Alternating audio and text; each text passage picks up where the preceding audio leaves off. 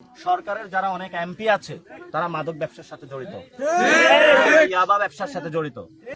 সরকার পার্লামেন্টে ঢুকার আগে এগুলার হলো মাদক খেয়ে আসছে না কিনা সেগুলো হলো চেক করা না আগে দরকার। যে হলো যদি আমরা সরকার গঠন করি ইনশাল্লাহ আমরা সীমান্তবর্তী পুরো এলাকা জুড়ে অনেকে রোড বানায়, আমরা হলো এখানে খাল খনন করব, যাতে ওই পার থেকে খন্দকের যুদ্ধের মতন যাতে কেউ ওই পার থেকে এপারে কোনো মাদক বাংলাদেশে আর না পাঠাতে পারে, কারণ যুব সমাজকে নষ্ট না করতে পারে। সরকারকে বলবো যে আপনি এখানে আইসা মাদক ধ্বংস করুন। ভারতের যে ফ্যাক্টরিগুলো রয়েছে সীমান্তে তারা প্রচুর মাদকের ফ্যাক্টরি স্থাপন করেছে এবং এগুলো তো অনেক পার্লামেন্টারিয়ান মেম্বারও এই ব্যবসার সাথে জড়িত। সরকার পার্লামেন্টে ঢুকার আগে এগুলার হলো মাদক খেয়ে আসছে না কিনা সেগুলো হলো চেক করা না আগে দরকার। সরকারের যারা অনেক এমপি আছে তারা মাদক ব্যবসার সাথে জড়িত, ইয়াবা ব্যবসার সাথে জড়িত। বাংলাদেশে তাহলে ঢাকাতে ইয়াবা পাওয়া যায় কেন? পোলাপানের কাছে গাঞ্জা পাওয়া যায় কেন? ফেন্সিডিল পাওয়া যায় কেন?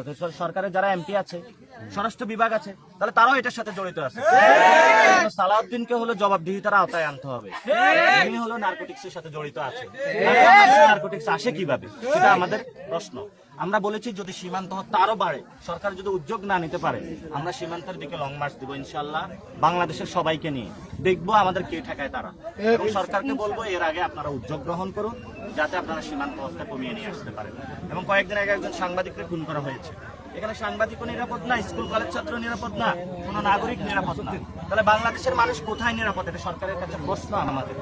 আমি আজকে আসার পথে অনেক জায়গায় আমাকে বাধা দান করা হয়েছে, আপনি 3 জন যাইতে পারবেন, 4 জন যাইতে পারবেন। আমি তো বাংলাদেশে দাঁড়িয়ে আছি, আমার যেটা ইচ্ছা সেটা আমি ঘুরবো, যেটা ইচ্ছা সেটা আমি যাবো।